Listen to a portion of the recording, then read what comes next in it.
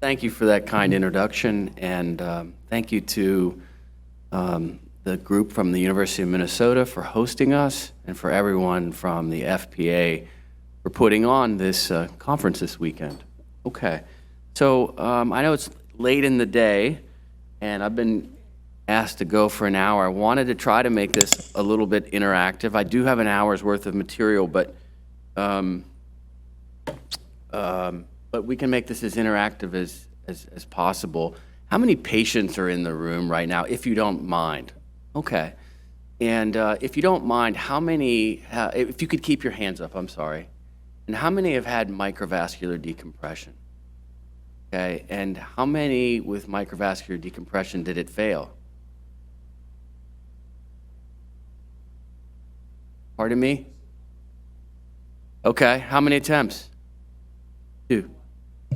All right, so, all right, that's helpful to know. So, do I have the right clicker here? I have the other one. This guy? Green is the next slide. All righty. All right, so I don't want to offend anyone, but what was called the Burchell classification was well-intentioned, but I think it was a ultimately disservice to people with facial pain, because people and individuals do not have so-called type 1 or type 2 trigeminal neuralgia. That's really a statistical construct. This is the classification system developed by the International Headache Society, which is an international body of primarily neurologists who try to categorize all the different types of trigeminal neuralgia or facial pain. And the reason it's important is that each of these different types does better with different types of treatment.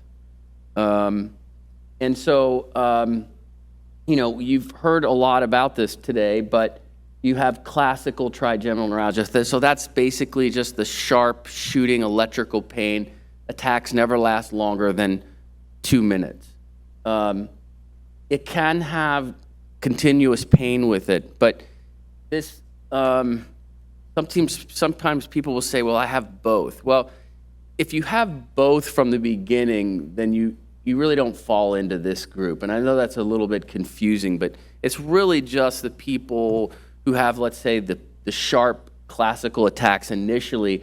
Over many years of having it, they can develop continuous pain, but generally that's how that works. And then there's the so-called secondary trigeminal neuralgia, which I don't think you've heard of today. Have you, or have you? That's when you have a cause that you can attribute it to, such as multiple sclerosis, a tumor, or something else, let's say like a vascular malformation.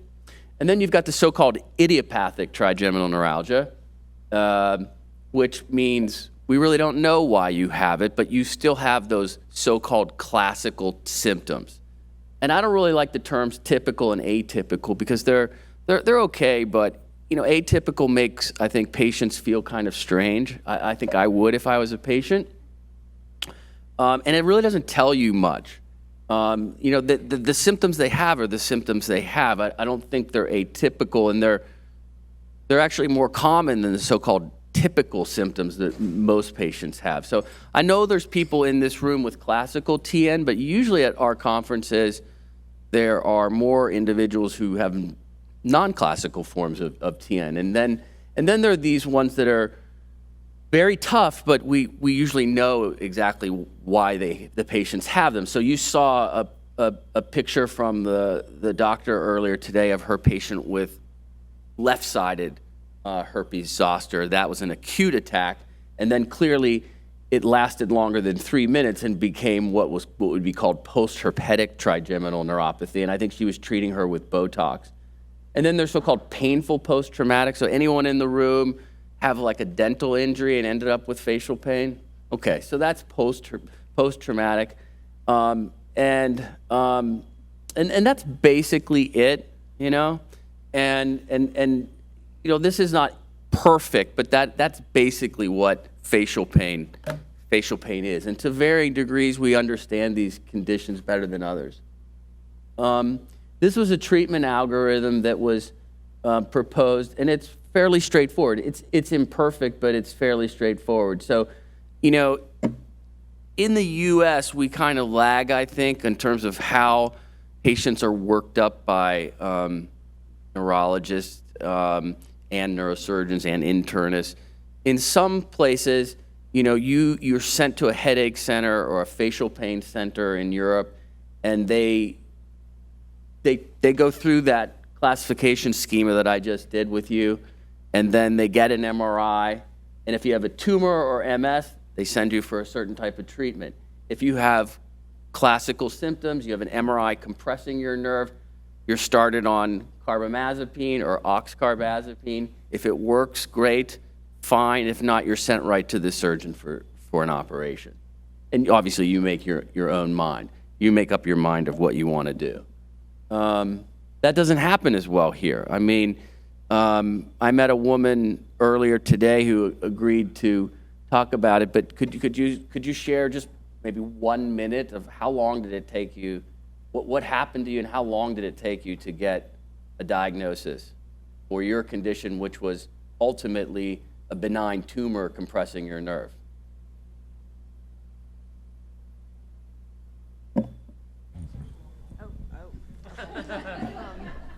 This should go well. Hi, my name is Sierra. I'm from Savannah, Georgia, and yes, I had a benign lipoma that caused the compression for the TN. I'm a nurse practitioner by trade, so I knew what trigeminal neuralgia was, but even with that, it still took me 4 years going through different just primary care physicians and then on to neurologists and then on to neurosurgeons to get the diagnoses, to get a treatment plan, to get a surgery, all that jazz. So, yeah. Yeah, and so that's heartbreaking and should not be. And I'm going to ask Mary if she's in this room a little later. Well, you can say now. Because you might be looking at this and saying, well, wait a second. I don't have classical trigeminal neuralgia. You mean I have to sit through an hour of this because microvascular decompression doesn't help for me? And you're right, it doesn't. But go ahead. I'm Mary Rice from New Jersey. I've had 2 failed MVDs, a failed peripheral nerve stimulator trial. I had lidocaine infusion, ketamine infusion, any drug that there was. And then in July of 2023, I had like my Hail Mary surgery of deep brain stimulator put in. My pain was a 10 plus every day. I'm now like a 2-3 pain level. I do get breakthrough pain, but I can adjust with my stimulator and control my pain with that. And I don't know Miss Rice very well, but I do know her when she was at a 10, and she's definitely a different person. There's no question about it. I've sent some patients to her surgeon.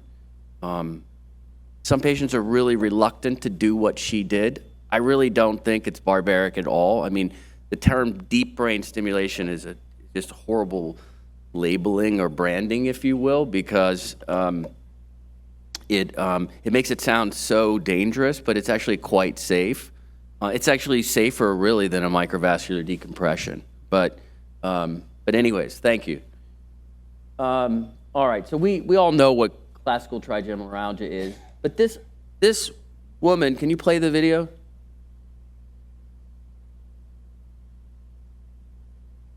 Good morning. It is July 15th, 2024.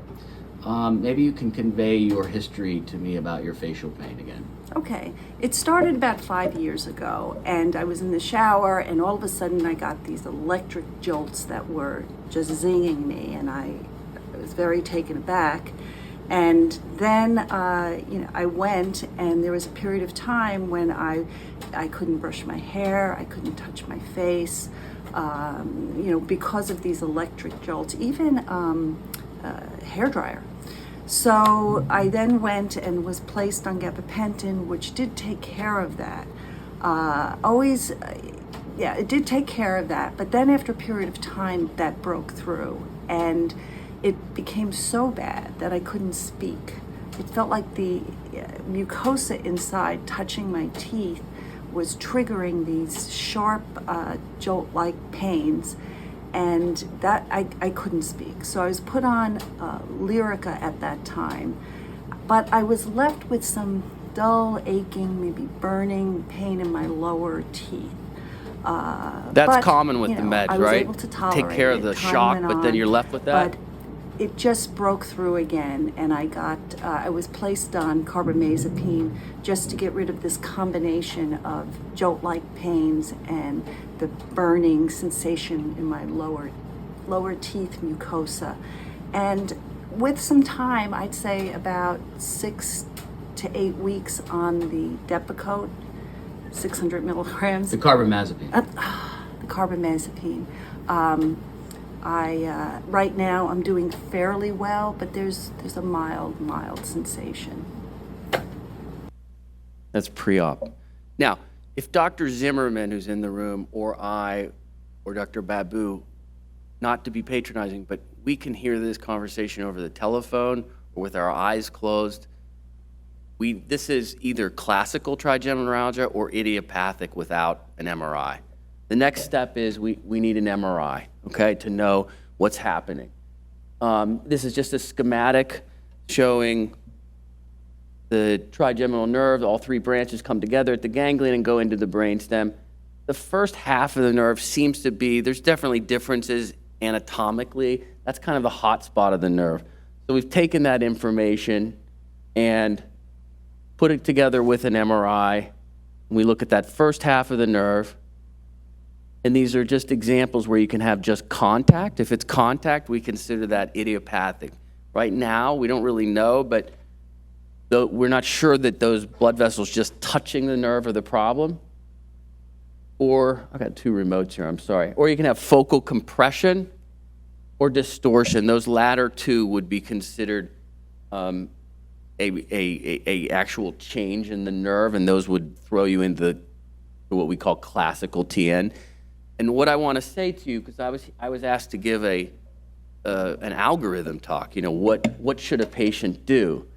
And we and others also have developed this scoring system. So this patient would get 1 point for being classical, 1 point because she responds to the medication, or you don't just respond forever. You responded, and then she's got arterial deformation. So she's a score of 5.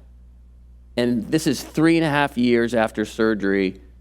93% of those kinds of patients are still pain-free without any medications, okay? You want to be careful because sometimes people use this so-called Barrow neurologic scale when they say, well, you know, it's a 3A. Well, a 1 or a 3A, it's kind of nonsense because a 3A means that you're pain-free but you're still on meds. Well, you could call her a 3A. That's pre-op.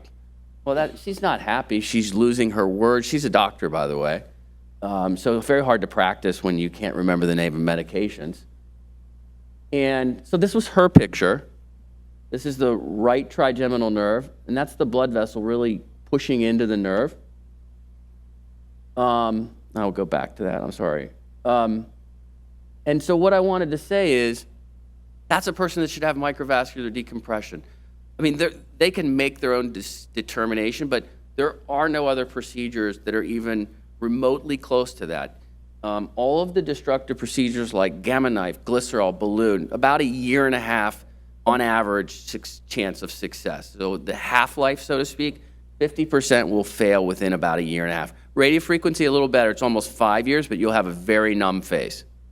Very numb face. So I don't even do radiofrequency anymore for that reason, because it's impossible for me to counsel a patient of what it's going to feel like with a dead face for the rest of your life, because it rarely will come back. Okay, so we've got this paper from Dr. Zimmerman, who's in the room, and we'll talk a little bit about this. This is his series, and I may ask him to speak, but this is his series of using, or let's say avoiding any kind of felt implant or any implant against the nerve. This is another doctor said, we underscore the advantage of so-called transposition over interposition. Interposition, again, means putting something between the nerve. And he's affirming it's standing as a safer and more effective treatment. What I will tell you is that, and I'm going to let Dr. Zimmerman speak too, but this is this is a series that came out where this doctor, for let's say 10 years of his practice, did interposition. So he chose these patients with classical TN, and he would find whether it's the superior cerebellar artery, the anterior inferior, and he would perform either an interposition, which he did the first 10 years of his practice, and then he switched over to doing a felt. I don't like to use the word Teflon, okay? You'll hear it a lot. It's actually a form of libel or slander, because most of the time it's not made by DuPont or Chemours, and that's the only company that makes Teflon. And so you really should call it PTFE felt. But that's, if you hear that's what they're referring to. So that's interposition. You tuck something between it. In this case, they actually wrap the nerve in felt. Transposition means you move the blood vessel away one way or another. In this case, they slipped a noose of felt around it and glued it. You can glue it alone. You can tack it up with other ways. We'll show you some of that. That's a transposition. But over this time period, they were pretty well matched. If you read this paper, you'll see that they matched the 224 patients, 102 in the transposition group, 100 in the interposition group. And then they looked at the outcomes. And to their chagrin, there was no real difference in the pain outcomes at long-term follow-up. In fact, the interposition group did a little bit better because they had 3 times as long a follow-up. And if you think felt is so bad, they wrap the entire nerve in felt, which most surgeons don't do. So I think, I don't want to speak for Dr. Zimmerman, and I'm going to let him speak here in a minute. I think he's really right that there's no, in his words, magic to the use of Teflon. I agree with him entirely. But I don't like this idea that doing, let's say, a transposition is just going to be better than an interposition by and large, because we really have no evidence to support that statement, almost none. And this is another paper that just came out, actually this week, from the group at UCSF. And they come to the same conclusion, but it's sort of, it's sort of bizarre. They operated on 305 patients over 10 years. They did a rhizotomy where they cut a portion of the nerve in 1/3 of the patients. Dr. Zimmerman, what do you think of that? It's hard to believe, right? All right. Okay, so it's really hard to believe, but their conclusion was that maybe transposition is better in the 7 patients that they followed, but of these 7 patients, only 75% of them were actually pain-free at their last follow-up, which was like a 1.5 years. I'll stop there. Go ahead, Dr. Zimmerman.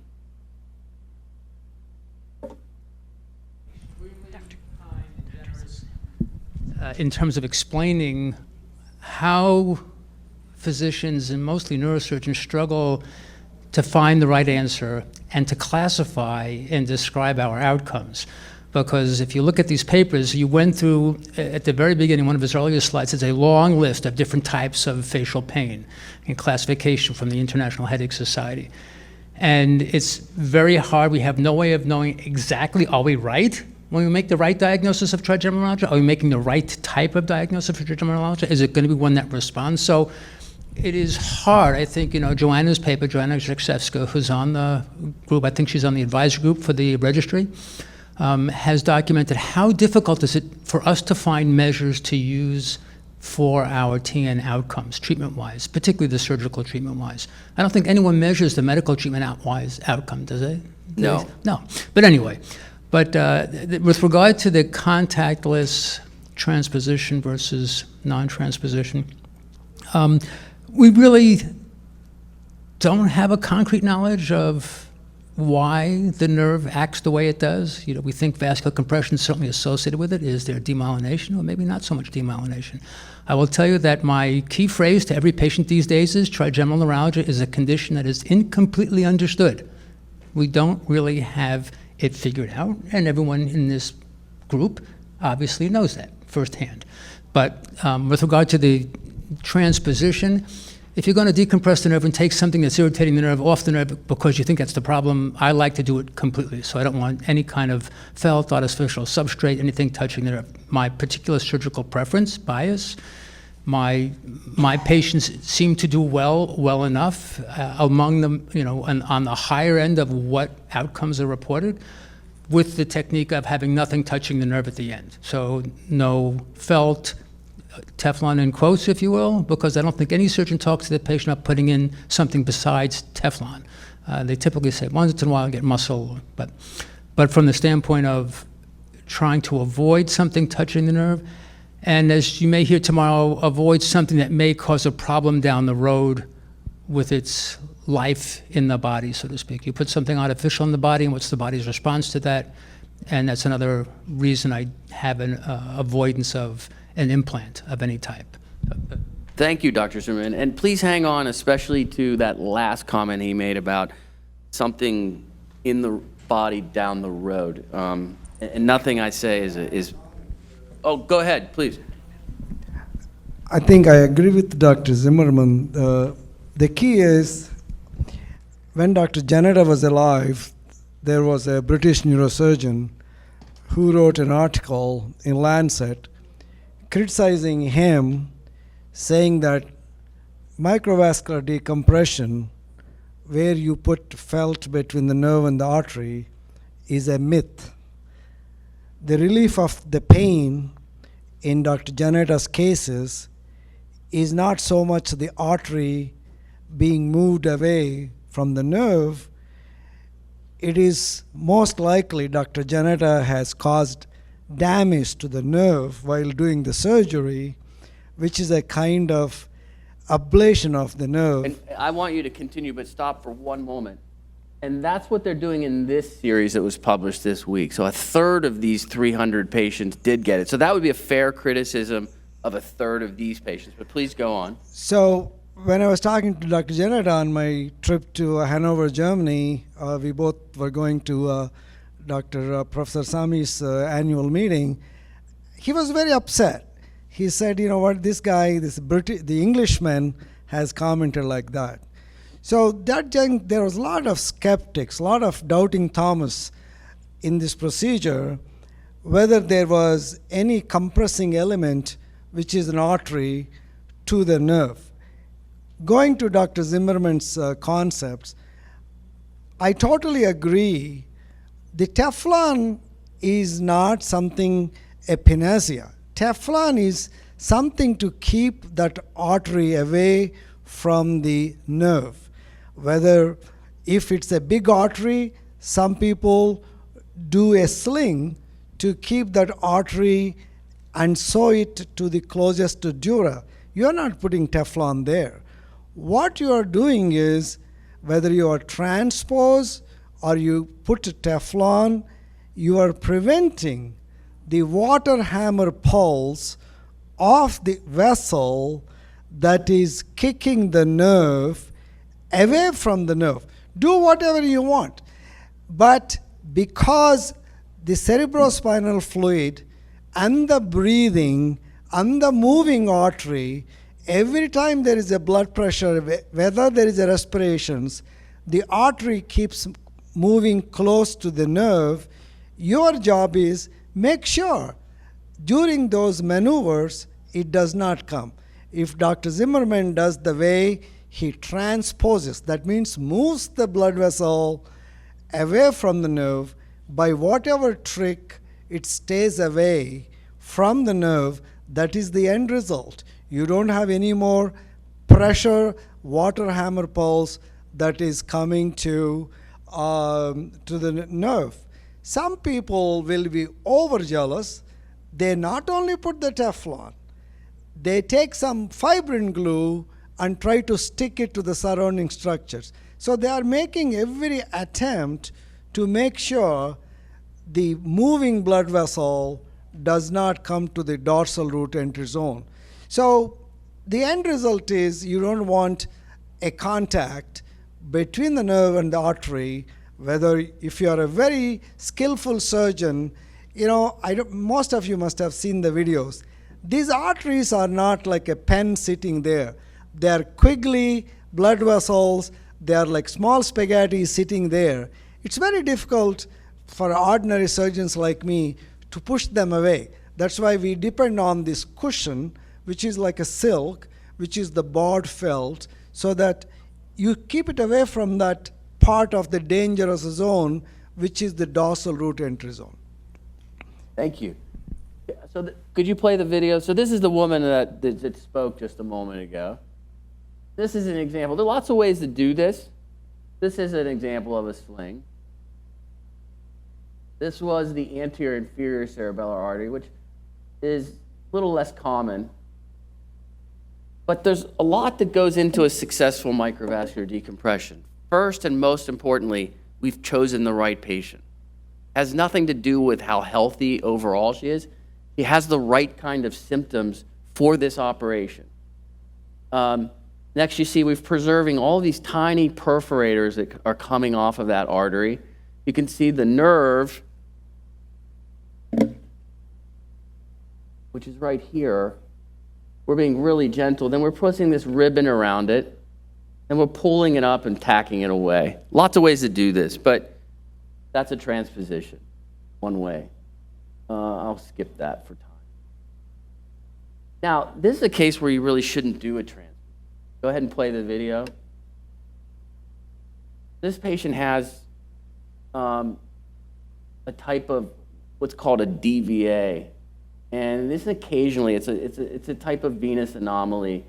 And the chances of causing a stroke with removing that, there's no way to transpose this. It cannot be done because it just can't be moved very far. But you have to do an interposition. So, I guess what I'm getting at, and that was this patient. You can play the video. Okay, today is This is what a December patient 11th, should look like 2024, and you just after came out surgery about 1 hour 30 days later. ago. What were you Yes. telling me? No pain at all. Incredible. Okay? That's Like not just night and me. day. I'm saying if you know how to do the surgery, that's how they should look. They should not be on a ventilator. They should not be vomiting everywhere. They should not be terribly sick.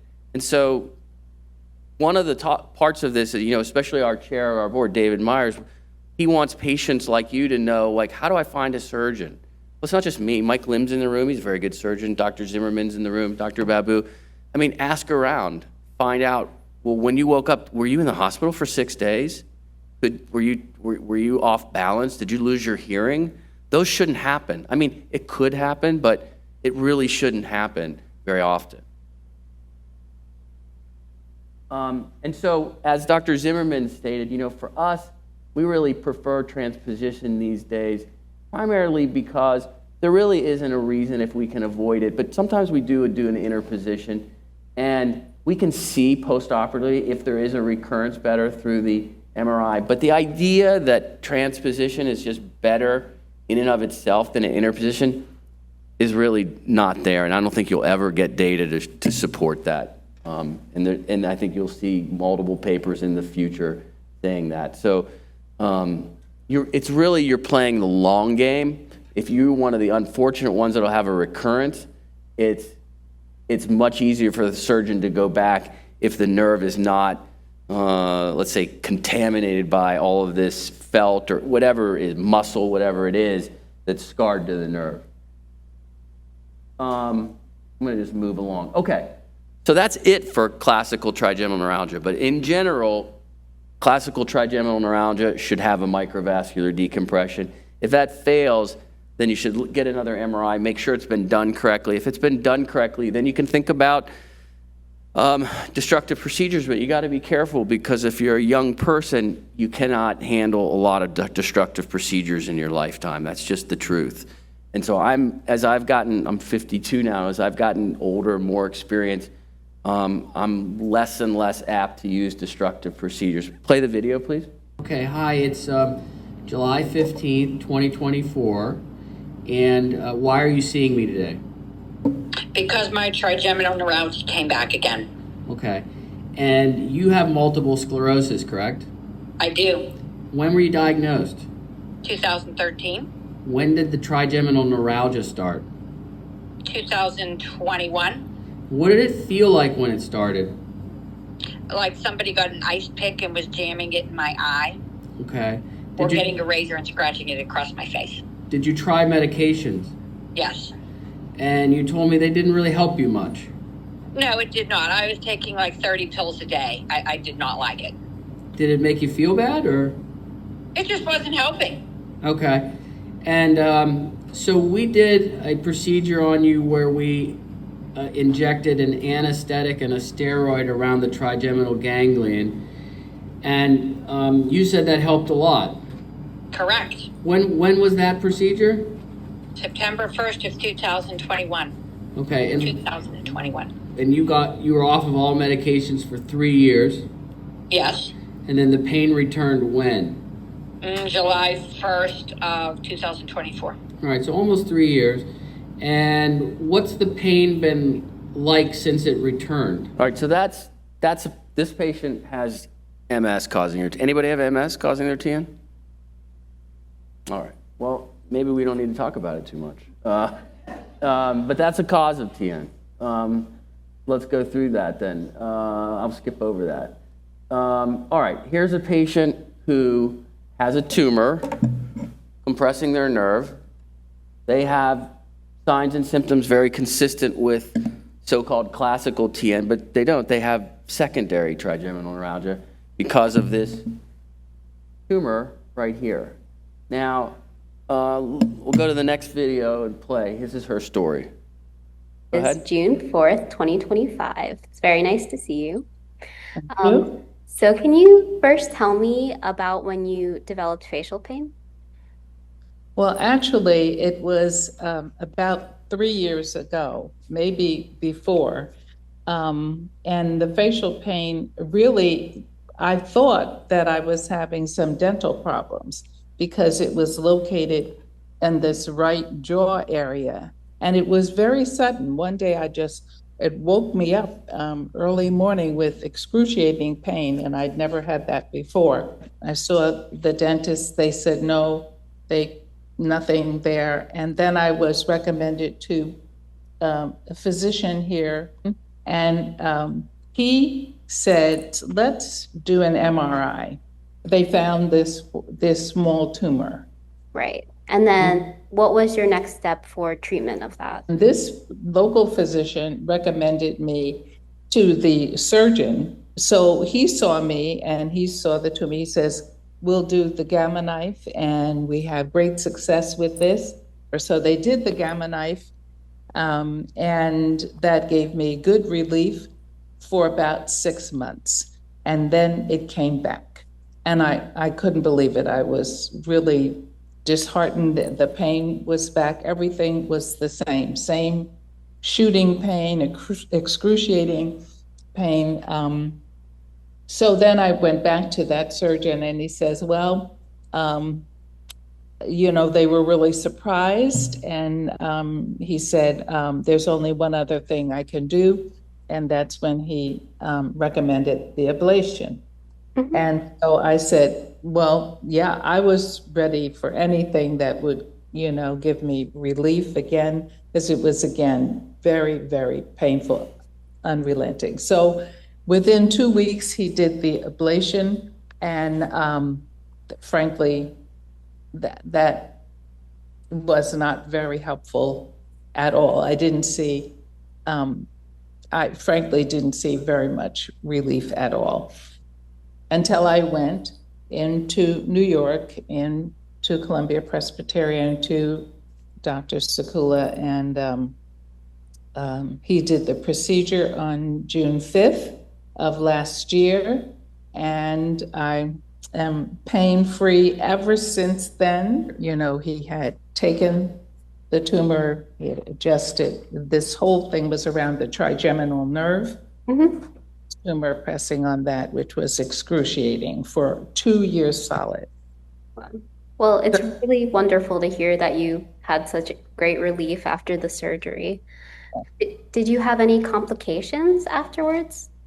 No, well, the only complication is that now I have, this kind of like a dull ache and numbness here on the right side of the face.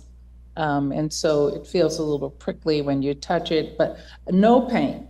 Okay. No pain. It's been a year and I haven't had any of that debilitating pain that would stop me from being able to talk, to move, to do anything when that hit each time, and it was more and more frequent. I couldn't do anything. So it's been a full year without any of that. Okay, so I want to put some context to this story. So when you have a benign tumor like that, like our friend over here with a lipoma, Gamma knife wouldn't work for that. That one surgery had to be done. Gamma knife will arrest the growth of a benign tumor like this woman had, a meningioma. So if you're just worried about growth, if the patient has no pain, you can do a gamma knife procedure. It's a wonderful tool, although a fraction of those patients, probably 25%, will 5-10 years down the line, even though the tumor has never grown, will develop pain, okay? And the problem for this woman is there's no question that the radiofrequency was definitely not the right choice. That was a mistake. And had she just had this tumor removed without having gamma knife or the radiofrequency, because she says, no, I didn't have any complications, but she did. And I did the procedure. She had numbness. And she had numbness because that gamma knife has damaged the nerve before I removed the tumor and makes it much more susceptible to having numbness. And so what I'm trying to suggest is, and all my colleagues in this room are capable of this appropriate type of treatment, and they're not the only ones in the country, but you really want to go to someone with really a deep experience in these problems, because this could have been avoided. Yes, she's happy, but she does have a numb face, and it could have been perfect for her. And this is what the surgery looks like. Go ahead and play it. And I play some of these because, I once heard a neurologist, he was an English guy, say, well, he told my patient, oh, don't do that. It's a bloody mess of an operation. Does this look like a bloody mess of an operation? It's a pretty gentle operation. This is the trigeminal nerve right here. And I'm kind of inside the tumor, removing it. Now I'm just checking. I've got it all out. That's just a little piece of gel foam I'm going to remove. I haven't even removed any veins taking this out. This is not a bloody mess of an operation. So the idea that let's just do gamma knife first, that's less invasive. Well, not really. I mean, I wouldn't do it for my own family member, and for TN, I rarely recommend it for patients. And this is just an outcome from our experience. We eliminated one type of tumor that's real not complicated, common for neurosurgical reasons. But here it is. And in terms of, the complications, we had a couple of patients, 2 in the group, who ended up with permanent, feelings of vertical diplopia, which is not a great complication. And so we've made that's why we study our patients. That was kind of early in the series, and we've made some changes to that. And then, I don't know, I don't see it, but we also have a certain percent, here it is. A third of the patients have numbness, and most of those patients had gamma knife before this procedure. So be careful before you just jump into that.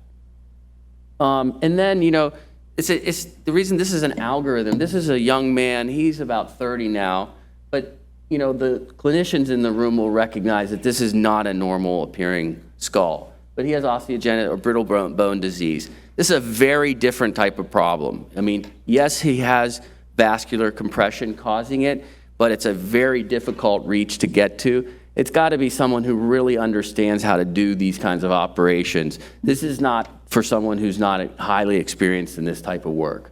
So this is another example of secondary TN. Yes, please. Yeah. To the chart.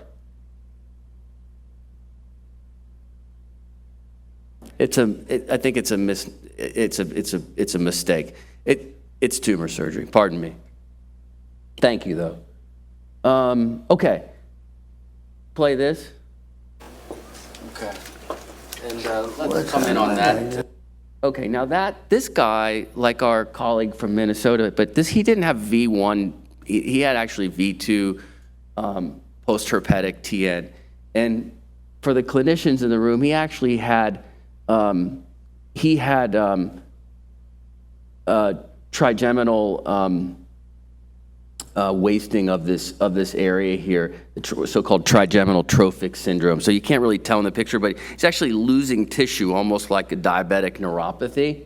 This is a very difficult problem to treat, and I'm not going to belabor it because it was already discussed earlier very well. But this is another very particular type of problem, and you need, like a group here at the University of Minnesota that has a really skilled group that has deep expertise in these problems, who've studied these for years. This is a lady that I've taken care of for years.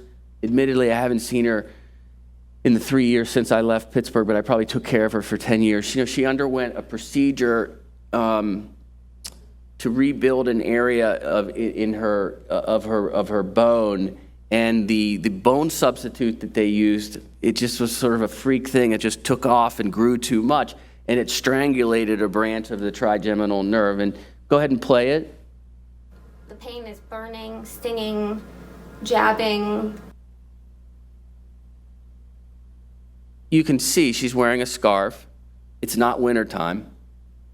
I'm not seeing a lot of scarves, but usually at these conferences, people have scarves on. The FPA's made a lot of, gone to a lot of lengths to make sure these rooms are not super cold. And in fact, they were getting cold at around 10 o'clock, and we said, turn the temperature up to the staff, you know? But she's still struggling. We've tried a lot with her, and we really haven't been very successful.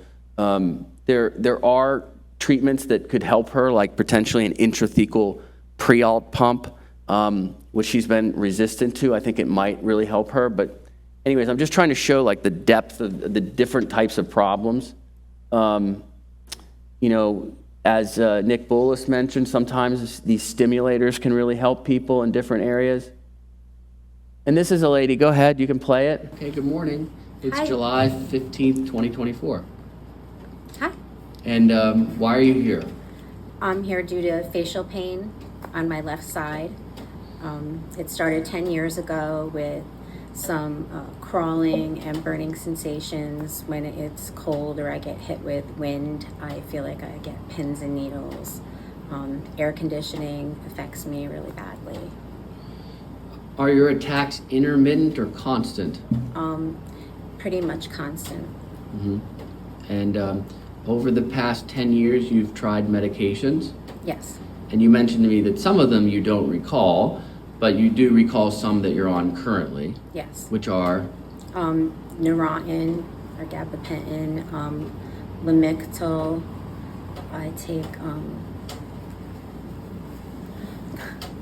Topamax. Yep, And okay. Topamax. That's great. And when I examined you earlier, we established that you do have good reflexes in your left cornea, both in the first and second division of the trigeminal nerve. But when I touched you with a light piece of cotton in the second and third division of the face, the lower half, what did you say you felt? I felt a little burning. Okay. You know. And I don't remember if you mentioned it to me, but didn't you mention to me some feeling of crawling of something on your face? Yeah, I will attempt. Okay, I you will can stop it, occasionally thank you. Get a little bit of a crawling feeling. on Like my you said, they face. feel like crawling of ants. Let's go back though. So, you know, this is her trigeminal nerve right here. There's no vascular compression, and her story, even if there was vascular compression, she should not get a microvascular decompression. There's other treatments for her, and she also probably shouldn't have any of the destructive procedures because they'll likely make her pain worse. So she falls into the category of, she is not crazy, but she has idiopathic, painful trigeminal neuropathy. We don't know why she has it. She certainly has it. And so we have to work with her in other ways. There are all kinds of problems.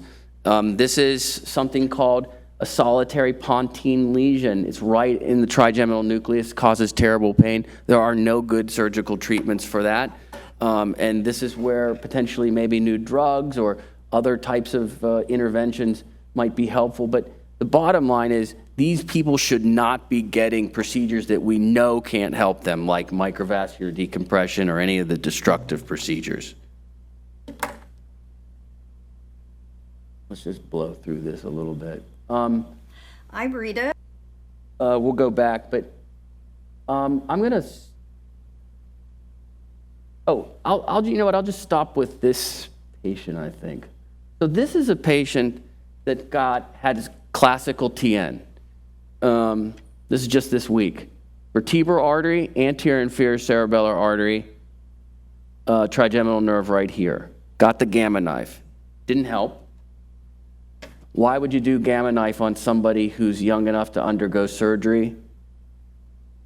Here's the video of the surgery. Go ahead and play it, please. You can play it? No? This is not playing? Okay, well, let's skip that. But this had to be moved, this whole complex, which was compressing the trigeminal nerve. And, you know, this is her 1 hour after surgery. So she spent the last 3 years in pain after a failed gamma knife and could have had an operation to help her. It's a shame. So see someone who really knows what they're doing. All right, today is June 5th, 2025, and you just came out of surgery about 30 minutes ago. How are you feeling? Feeling good. Yeah. And you had the gamma knife procedure first. It's really Not a bloody mess of an operation. I'll stop there and take any questions. We have about 10 minutes.